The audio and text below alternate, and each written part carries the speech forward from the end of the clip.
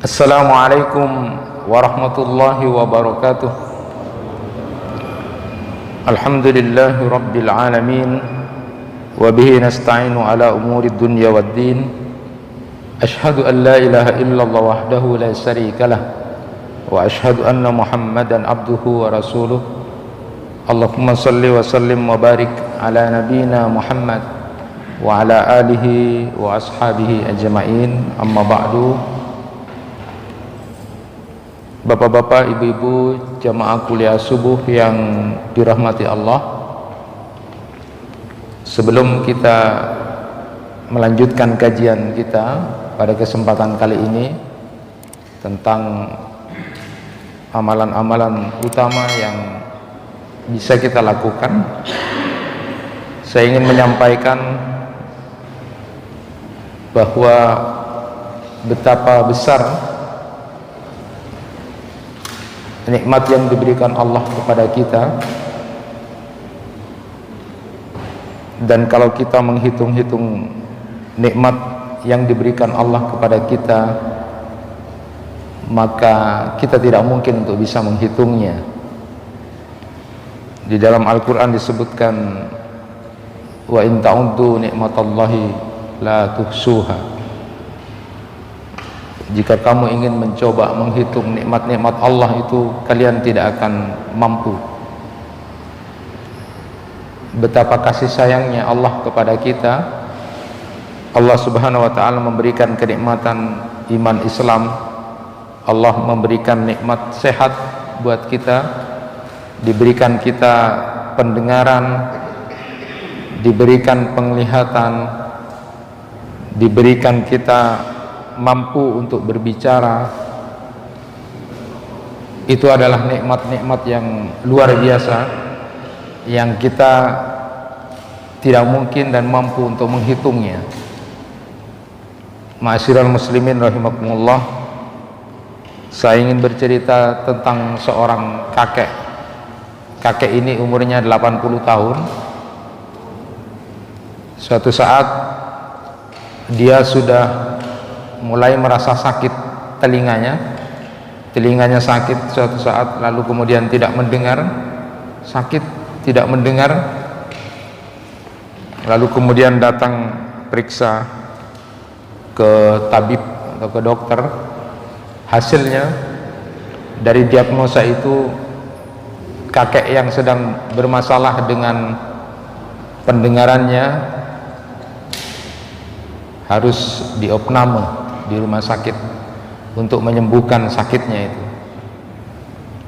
Singkat cerita, beberapa hari dia di rumah sakit, lalu kemudian setelah sembuh, bagian administrasi di rumah sakit itu memberikan kwitansi untuk pembayaran, dan ketika disodorkan kwitansi itu, sang kakek itu kemudian memandangi, lalu kemudian melihat, lalu tidak terasa ketika melihat kwitansi pembayaran itu, kakek ini meneteskan air mata.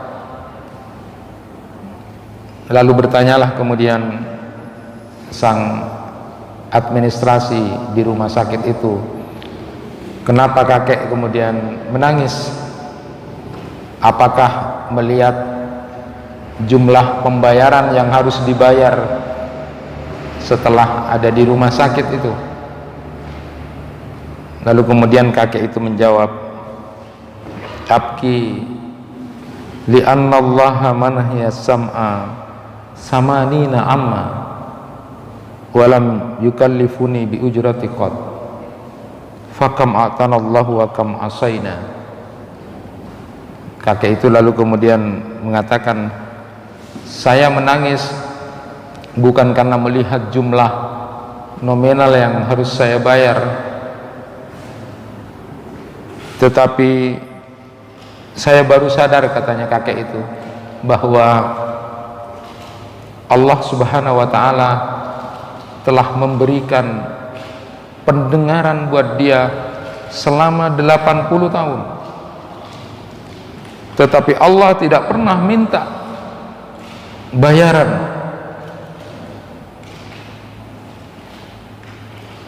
Allah tidak pernah meminta bayaran. Betapa besar anugerah Allah yang diberikan kepada kita, dan betapa besar pengkhianatan kita, maksiat kita kepada Allah Subhanahu wa taala. Itulah yang disampaikan oleh sang kakek kepada pegawai administrasi di rumah sakit itu. Allah tidak pernah meminta bayaran. Satu saja nikmat Allah berupa pendengaran itu. Bagaimana dengan nikmat-nikmat yang lain itu? Dalam Al-Quran disebutkan, wallahu akhrajakum min butuni ummahatikum la ta'lamuna syai'a wa ja'ala lakumus sam'a wal absara wal af'idah la'allakum tashkurun. Allah lah yang kemudian mengeluarkan kalian semua dari perut ibu-ibumu. Pada waktu itu kalian tidak tahu apa-apa. Lalu Allah kemudian menjadikan pendengaran, penglihatan dan hati agar kalian menjadi orang yang bersyukur kepada Allah. Ma'asyiral muslimin rahimakumullah, dalam konteks menghitung nikmat Allah ini ada yang menarik. Ada seorang alim yang mencoba melihat ada dua firman Allah yang sama tetapi kemudian penutupnya berbeda.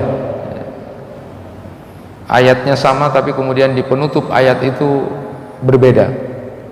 Yang pertama di dalam Quran surat Ibrahim ayat 34, wa in ta'uddu ni'matallahi la tuhsuha innal insana ladzalumun kafar.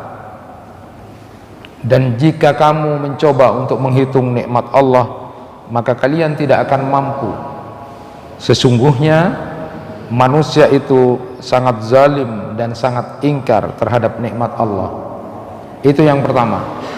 Jadi berbicara tentang menghitung nikmat Allah, tapi kemudian di akhir ayat itu mengatakan sikap perilaku manusia yang zalim, yang tidak mau berterima kasih. Kemudian di surat yang lain dan ayat yang lain, Quran surat An-Nahl ayat 18 sama, wa in ta'uddu ni'matallahi la tuhsuha. Tetapi kemudian akhir ayat itu, innallaha laghafurur rahim. Jika kalian menghitung nikmat Allah, niscaya tidak akan mampu. Sesungguhnya Allah Maha Pengampun lagi Maha Penyayang. Jadi di Quran surat Ibrahim ayat 34 itu menyatakan tentang sikap manusia terhadap nikmat Allah. Di ujung ayat itu kemudian menyatakan bahwa banyak manusia-manusia yang kemudian zalim dan tidak mau berterima kasih kepada Allah. Namun kemudian di Quran surat An-Nahl ayat 18 ketika sama-sama juga ayatnya menyatakan tentang ketika kamu mau menghitung nikmat Allah itu, lalu kemudian di ujung ayat itu menyatakan bagaimana Allah Subhanahu wa taala memperlakukan hambanya. Sesungguhnya Allah itu Maha Pengampun dan Maha Penyayang. Luar biasa. Sama-sama berbicara tentang konteks nikmat Allah, tetapi ujung ayatnya kemudian memperlihatkan perbedaan antara apa yang dilakukan seorang hamba terhadap nikmat itu yang kadang-kadang banyak tidak berterima kasih, tetapi kemudian Allah dari saking sayangnya Allah itu menunjukkan tentang nikmat itu. Walaupun demikian Allah masih memberikan kesempatan karena Allah Maha Pengampun lagi Maha Penyayang. Kemudian ada orang alim yang menyatakan khairuhu ilaina nazil wa syarruna ilaihi sa'id. Kebaikan-kebaikan Allah itu kepada kita terus tercurah kepada kita, terus turun kepada kita. Kebaikan-kebaikan Allah itu terus turun kepada kita, sedangkan kita mempersembahkan, menaikkan banyak kejelekan-kejelekan terhadap catatan-catatan Allah. Ghufranaka Rabbi. Semoga Allah mengampuni kita semua. Masyiral muslimin rahimakumullah, betapa besar kasih sayang Allah kepada hamba-hambanya, hanya cuma diminta taat saja kepada Allah, taat saja. Dan saat kita sebenarnya bersyukur kepada Allah subhanahu wa ta'ala itu, artinya kita sebenarnya mengikat untuk kemudian menguatkan agar nikmat yang kita terima itu masih kemudian melekat pada kita, bahkan kemudian semakin bertambah, sebagaimana yang Allah subhanahu wa ta'ala firmankan di dalam Quran surat Ibrahim ayat 7, la in syakartum la azidannakum wa la in kafartum inna adzabi lasyadid. Nah, masyiral muslimin rahimakumullah, orang yang bersyukur itu pernah saya sampaikan, paling tidak di lisan kita, hati kita, lalu kemudian menggunakan nikmat Allah kepada jalan-jalan yang dibenarkan. Nah, bagian dari bersyukur kepada Allah dengan lisan itu mengucapkan alhamdulillah, lalu kemudian ada zikir yang harus kita baca, dan ini merupakan wirid pagi dan sore kita. Rasulullah SAW menyatakan, man qala hina yusbih Allahumma ma asbaha bi min ni'matin aw bi ahadin min khalqika faminka wahdaka la syarikalak falakal hamdu walakas syukru faqad udiya syukra yaumihi wa man qala dhalika hina yumsi faqad udiya syukra lailatik. Rasulullah SAW bersabda, siapa yang di pagi hari dia kemudian mengucapkan Allahumma ma asbaha bi min ni'matin au bi ahadin min khalqika faminka wahdaka la syarikalak falakal hamdu walakas syukru, maka dia telah memenuhi hari itu dengan rasa syukur. Dan barang siapa kemudian mengucapkan zikir yang sama, Allahumma ma amsa bi min ni'matin, dan seterusnya itu di sore hari, maka dia termasuk digolongkan orang yang pandai bersyukur. Oleh karena itu, zikir ini pagi dan petang, kalimat ini, ucapan zikir ini sebagai bukti bahwa kita bersyukur kepada Allah subhanahu wa ta'ala, maka jangan pernah kemudian meninggalkan kalimat zikir ini, agar kita digolongkan sebagai orang yang pandai bersyukur. Lalu bagian dari kita bersyukur terhadap nikmat Allah itu juga adalah pandailah kita berterima kasih kepada manusia, kepada orang-orang yang menjadi media nikmat Allah diberikan kepada kita dari orang itu. Allah memberikan nikmat kepada kita melalui seseorang, lalu pandai-pandailah berterima kasih kepada orang itu. Rasulullah SAW bersabda, la yaskurullah man la yaskurun nas. Tidak dinamakan orang yang bersyukur kepada Allah kalau tidak berterima kasih juga kepada manusia sebagai media pengantar itu. Anak, banyak-banyaklah berterima kasih kepada orang tua, menjadi media nikmat yang diberikan sampai dewasa. Teman dengan teman yang lain, sahabat dengan sahabat yang lain yang menjadi perantara nikmat yang diberikan, dia harus pandai berterima kasih. Rasulullah SAW bersabda, man sana'a ilaikum ma'rufa fakafi'uhu fa illam tajidu ma tukafi'unahu fad'u lahu hatta tarau annakum qad kafa'tumuhu. Siapa yang berbuat baik kepada kalian, maka balaslah yang serupa. Namun manakala kamu tidak mampu untuk membalas yang serupa, maka doakan dia, doakan sebagai tanda terima kasih, doakan dia sampai kamu merasa cukup dengan doa itu untuk membalas apa yang sudah menjadi kebaikan saudara kamu yang lain itu. Jadi ini adalah akhlak yang mulia. Kalau kemudian ada orang berbuat baik kepada kita, maka katakanlah jazakallahu khaira, itu sudah mencukupi sebagai tanda rasa syukur kepada saudara kita yang menjadi perantara itu. Faqad ablaga fis sana, itu cukup ya, mengucapkan itu. Jangan malah kemudian banyak yang tidak berterima kasih kepada orang yang kemudian menjadi media perantara nikmat Allah itu, karena itu dikatakan dia tidak bersyukur kepada Allah Subhanahu wa ta'ala. Akhlak mulia itu pandai berterima kasih kepada orang-orang yang menjadi media perantara nikmat Allah itu. Masyiral muslimin rahimakumullah, itu kasih sayang Allah yang luar biasa kepada hamba-hambanya tentang nikmat. Bagaimana kemudian hamba-hambanya memperlakukan dan menggunakan nikmat yang diberikan Allah kepada dia dengan jalan-jalan yang zalim, kadang-kadang kufur, kadang-kadang lupa. Hatta pendengaran selama berapa tahun tidak dimintai bayaran, penglihatan berapa tahun tidak dimintai bayaran itu. Orang sakit mata saja sudah bayaran yang luar biasa itu, tapi Allah tidak meminta itu. Minta untuk kepentingan kita sendiri sebagai seorang hamba, untuk taat kepada Allah. Terlalu banyak hutang kita, tetapi Allah maha sayang kepada hambanya. Dalam konteks nikmat itu pun kemudian Allah masih mengampuni, lalu memberikan kasih sayang yang luar biasa kepada hambanya itu. Allah mencurahkan banyak terus kebaikan, sedangkan kita banyak menampilkan dan menaikkan hal-hal yang tidak baik kepada Allah. Allah sayang kepada hambanya.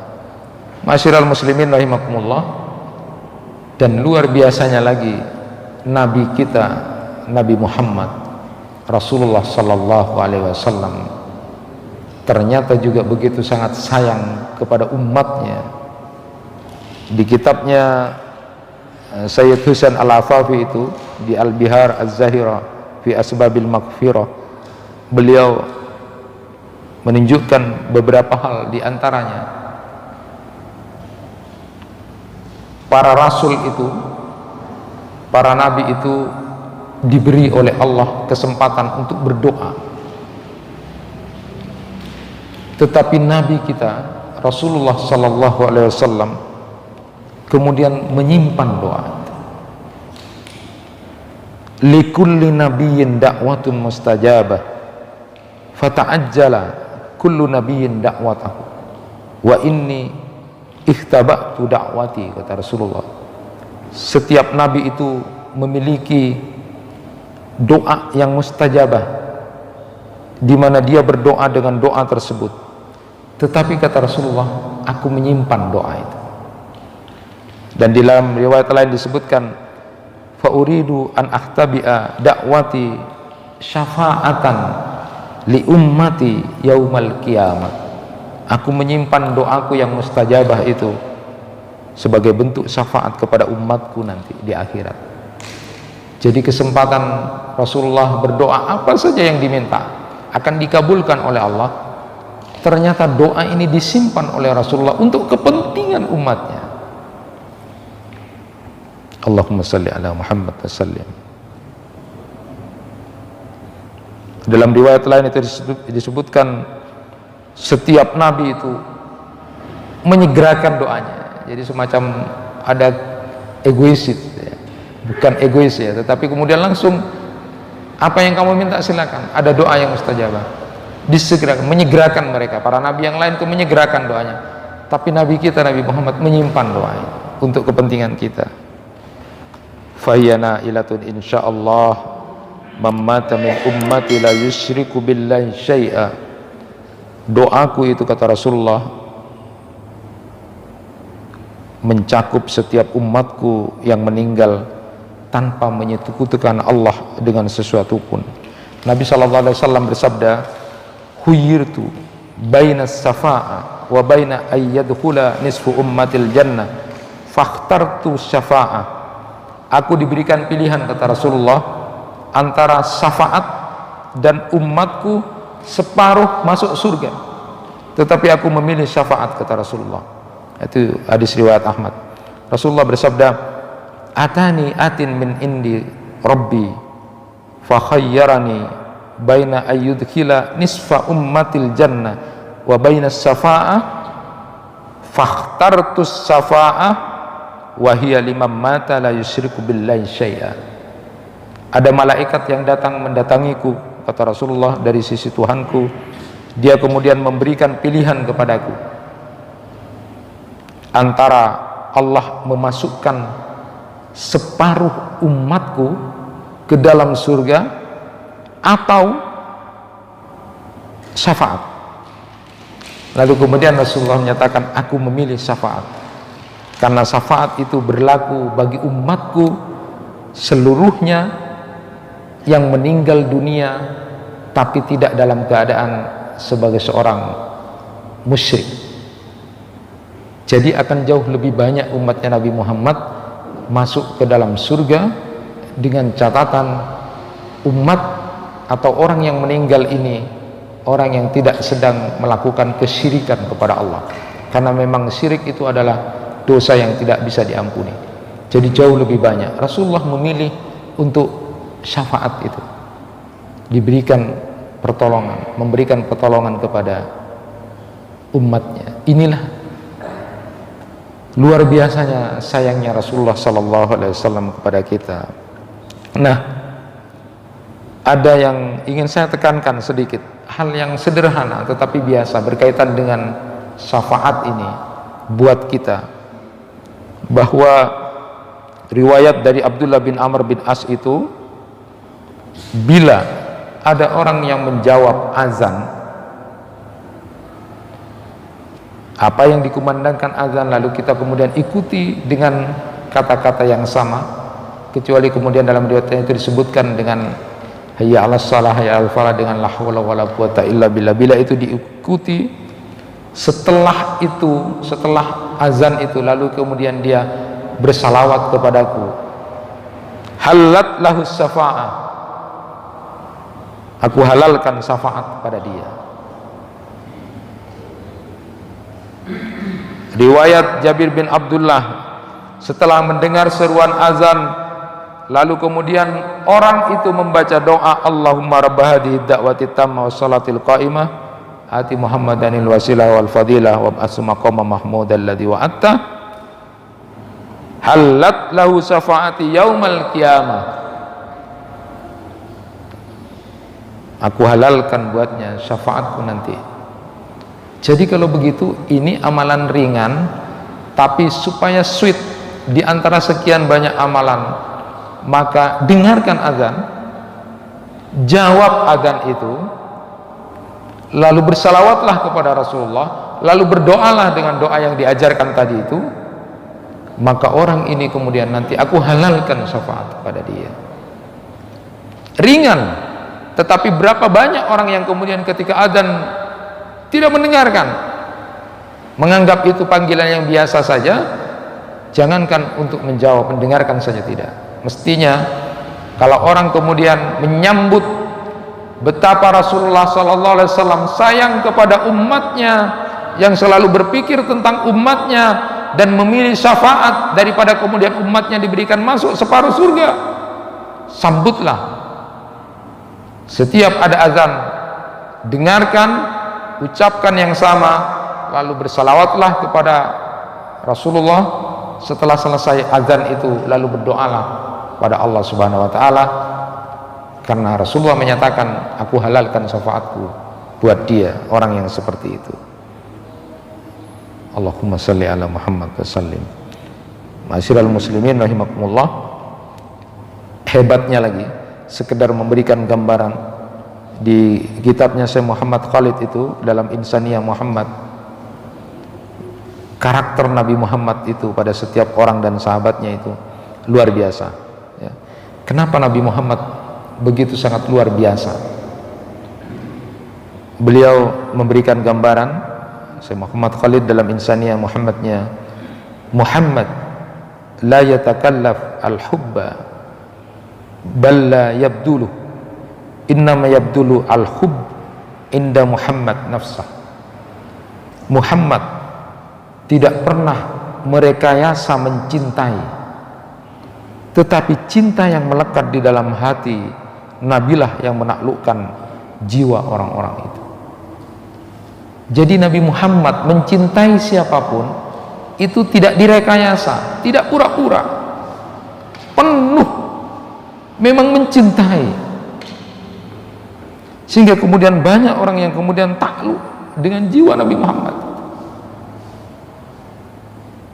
Bagaimana dengan kita? Kita terlalu banyak merekayasa, kita terlalu banyak berpura-pura dengan cinta kita kepada orang-orang di sekitar kita, kepada istri kita, teman kita, sahabat kita. Tidak sungguhan, tidak sepenuh hati. Itulah yang kemudian kita gagal. Banyak yang gagal karena kita terlalu banyak merekayasa, berbasa-basi. Kita terlalu banyak berpura-pura dengan kecintaan kita kepada orang-orang di sekitar kita. Muhammad la yatakallaful hubba bal la yabdulu, innama yabdulu al hub inda Muhammad nafsa. Jadi Nabi Muhammad itu tidak pernah merekayasa mencintai, tapi Nabi kita itu melekat di dalam dirinya rasa cinta itu sendiri, sehingga orang-orang yang ada di sekitarnya merasakan itu. Allahumma salli ala Muhammad sallim. Beliau menyatakan wa qalbu Muhammad maftuhun daiman likullin nas al-asdiqai wal a'da. Hati Muhammad itu selalu terbuka bagi semua orang, para sahabatnya, bahkan para musuhnya. Salah satu orang yang bahkan bercerita ingin membunuh Nabi Muhammad karena sudah sangat benci kepada Nabi Muhammad, sudah sangat tidak kuat mendengar namanya Muhammad di telinganya, sampai dia sudah akan berniat akan membunuh Muhammad. Tapi saat membunuh itu berubah menjadi cinta. Saat tenang dia mengatakan, laqad sa'aitu ilaik wa ma ala wajhil ard abghadu ilayya minka wa inni ladahibun al'an anka wa ma ala wajhil ardi ahabbu ilayya minka. Sungguh aku berusaha menemuimu wahai Muhammad. Saat itu tidak ada orang yang paling aku benci di dunia ini, tidak ada seorang yang paling aku benci di dunia kecuali namamu. Tapi sekarang berbalik, kata orang itu, tidak ada orang yang paling aku sayangi dan aku cintai kecuali engkau. Ini pengakuan dari orang yang kemudian begitu sangat membenci Nabi Muhammad SAW. Tetapi karena pancaran rasa cinta yang sesungguhnya dari Nabi Muhammad itu dirasakan oleh orang-orang yang di sekitarnya, bukan rekayasa, bukan basa-basi dan pura-pura, maka bisa menaklukkan orang-orang di sekitarnya. Mampukah kita membalas, meniru, belajar bagaimana Rasulullah tidak merekayasa dan berpura-pura dengan cinta kita pada orang-orang yang ada di sekitar kita, kepada teman-teman kita, kepada orang-orang di sekitar kita, dengan penuh hati kita harus melakukan sebagaimana Rasulullah SAW tidak pernah ada rekayasa cintanya kepada saudaranya. Ada orang yang pura-pura sayang, pura-pura cinta, tetapi dia benci kepada saudaranya karena lain organisasi, lain kelompok. Tidak seperti itu. Rasulullah SAW sungguh-sungguh menampakkan rasa cintanya kepada orang-orang di sekitarnya. Bahkan musuh pun merasakan itu. Masyiral muslimin rahimakumullah, maka pada kesempatan ini dan beberapa kajian ke depan kita akan mengkaji tentang masalah ibadah yang kita lakukan. Sebagaimana yang kita maklumi bersama, Allah Subhanahu wa taala berfirman, "Wa ma khalaqtul jinna wal insa illa liya'budun." Tidak diciptakan jin dan manusia kecuali untuk beribadah kepada Allah. Allah lalu kemudian mengutus rasul-rasulnya. Allah mengutus pada kita Rasulullah SAW untuk menjadi role model. Bagaimana model ibadah yang diajarkan oleh Allah kepada kita melalui Rasulullah SAW. Dan di antara keistimewaan syariat yang sudah diturunkan kepada kita melalui Rasulullah SAW itu, salah satu kesempurnaannya dan keistimewaannya adalah Allah Subhanahu wa taala sudah berfirman, al-yauma akmaltu lakum dinakum wa atmamtu alaikum nikmati wa raditu lakumul islami dina. Jadi agama ini sudah sempurna. Nikmat yang diberikan Allah sudah begitu sangat cukup, dan telah aku ridhoi Islam sebagai agamamu.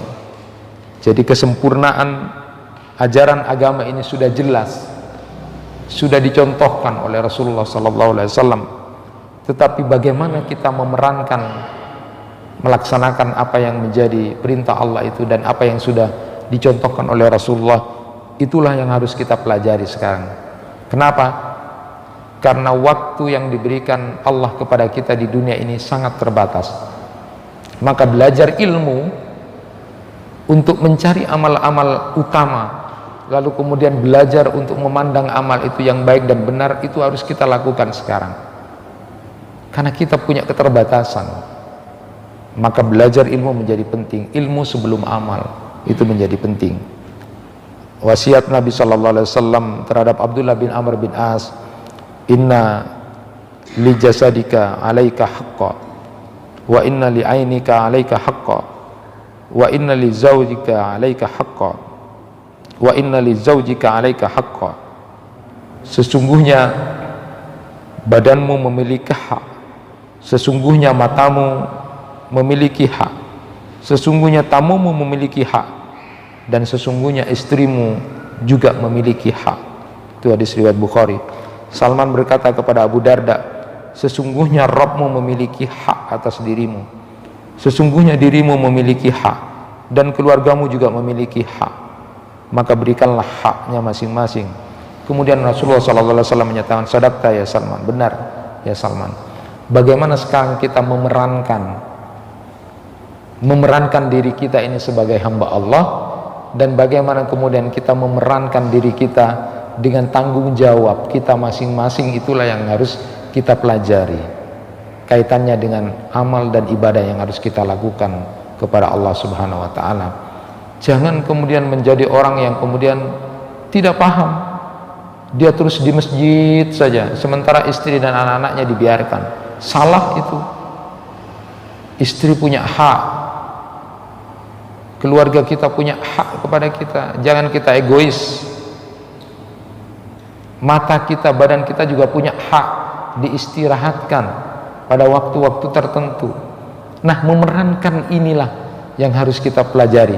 Bagaimana kita menjadi cantik, memerankan jadwal kurikulum harian kita di hadapan Allah, itulah yang harus kita pelajari dengan ilmu. Saat kemudian banyak tawaran amal yang dilakukan, maka penting untuk kita sama-sama belajar tentang masalah amal-amal ini. Kenapa penting mempelajari amal yang utama dan sebabnya ini? Pertama, karena masalah ini mendapat perhatian dari para sahabat, para tabi'in, para imam, para ahlussunnah, itu menjadi perhatian besar. Para sahabat bertanya kepada Rasulullah, ayyul amal afdal? Amal apa ya Rasulullah yang paling utama itu? Ayyul Islam afdal?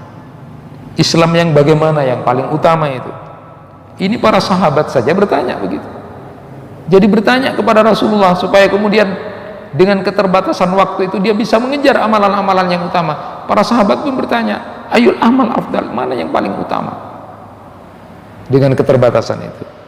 Nah, begitu juga di dalam beberapa muhakkik, para peneliti, para ulama, banyak yang kemudian menulis fadailul a'mal seperti Ibnu Qudamah dan Ibnu Syahin itu. Jadi keutamaan-keutamaan amal ya, harus kita sama-sama perhatikan, karena para sahabat, para tabi'in, para orang-orang saleh dan para ahli sunnah itu juga bertanya tentang itu ya, kepada Rasulullah SAW. Dan kemudian banyaklah tulisan-tulisan seperti misalnya para Imam Bukhari misalnya dalam sahihnya, beliau kemudian ada bab ayyul islami afdal, Islam yang bagaimana yang paling utama. Lalu kemudian juga ada bab tafaduli ahlil iman bil a'mal, keutamaan orang yang beriman di dalam amal-amalnya.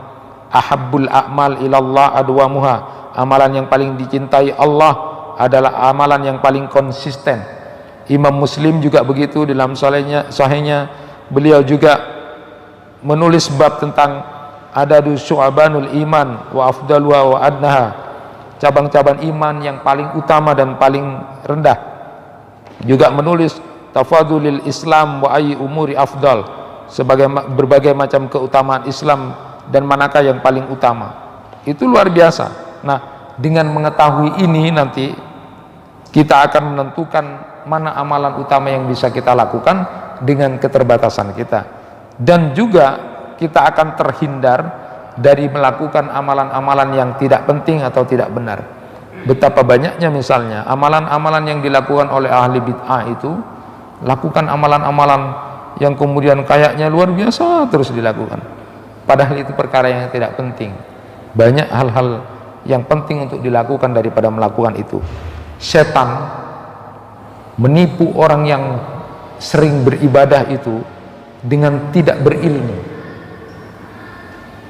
Setan telah menghiasi amalan-amalan yang sebenarnya tidak ada, untuk menjadi sesuatu yang begitu sangat disibukkan dilakukan oleh orang-orang tertentu yang suka beramal, padahal sesungguhnya justru waktu banyak dilalaikan dengan kegiatan yang tidak perlu itu. Oleh karena itu penting bagi kita semua untuk memahami tentang ilmu-ilmu amalan utama itu. Insya Allah kita akan kaji ke depan kitabnya Syekh Ibrahim Ar-Ruhaili tentang Tajridul Ittiba fi Bayani Asbabi Tafadulil A'mal. Kita juga menjadikan bahan pembandingan nanti fikhu aulawiyatnya Syekh Yusuf Qaradawi. Paling tidak misalnya prioritas amal yang kontinu atas amal yang terputus, prioritas amalan yang luas manfaatnya daripada manfaat yang sedikit, prioritas amalan hati di amalan anggota badan kita. Kita juga nanti akan bandingkan dengan kitabnya Syekh Abdul Salam Al-Karbuli, insyaallah fikhul aulawiyatnya lebih luas lagi tentang luar biasanya bagaimana kita menjadi orang yang bagus, paham terhadap amal-amalan yang punya kualitas tinggi, daripada kemudian amalan-amalan yang hanya kelihatan ramai dan sibuk tapi ternyata tidak ada apa-apanya. Kesempatan pertama ini saya sampaikan sedikit tentang kajian di kitab itu, bahwa amal dilakukan berdasarkan jenis keutamaannya. Banyak nas yang menunjukkan bahwa keutamaan amal berdasarkan jenisnya itu mendahulukan daripada amalan-amalan yang lain itu. Dalam beberapa riwayat di berbagai kesempatan Nabi SAW ditanya tentang amal yang paling utama, dan jawaban beliau pun beragam. Saya ingin bacakan beberapa saja. Dalam As-Sahihain itu disebutkan, qala Abdullah ibni Mas'ud radhiyallahu an, sa'altu Rasulullah sallallahu alaihi wasallam, qultu ya Rasulullah ayyul amali afdal? Qala as-salatu ala miqatiha. Qultu summa ayyun? Qala summa birrul walidain. Qultu summa ayyun? Qala al jihad fi sabilillah. Fasakattu ar Rasulillah sallallahu alaihi wasallam walau i'tazattuhu lazadani. Ketika ditanya kepada Rasulullah, menurut hadis ini amalan yang paling utama itu apa? Lalu kemudian Rasulullah menjawab, as-salatu ala miqatiha, salat di awal waktu itu. Yang kedua, birrul walidain, berbakti kepada orang tua. Lalu yang ketiga adalah jihad fisabilillah. Paling tidak kita paham tentang itu. Teruslah, jangan berhenti untuk melaksanakan salat di awal waktu. Teruslah, bila kita masih punya orang tua, jangan pernah sakiti, berbaktilah, habiskanlah hidup kita untuk berbakti kepada orang tua itu, karena itu amalan yang utama. Saatnya ada jihad, maka itu adalah amalan utama, lakukan itu. Dalam As-Sahihain juga disebutkan an Abi Hurairah anna Rasulullah sallallahu alaihi wasallam su'ila ayyul amal afdal, faqala imanun billah wa rasulih, Qila summa madza qala al jihad fi sabilillah. Qila summa madza qala hajjun mabrur. Beriman pada Allah dan Rasulnya, berjihad di jalan Allah, lalu haji mabrur. Nah, ma'asyiral muslimin rahimakumullah, jadi variasi yang ditunjukkan oleh Rasulullah beragam tentang amal-amal utama itu. Ada ulama yang menyatakan itu disesuaikan dengan kondisi penanyanya, tetapi ada ulama juga yang menyatakan bahwa itu umum, apapun yang penting itu adalah amalan utama, maka lakukanlah. Terakhir saya sampaikan hadis dari Abu Darda dari Nabi SAW bersabda, ala ukhbirukum bi afdali min darajati siyam was salah was sadaqah.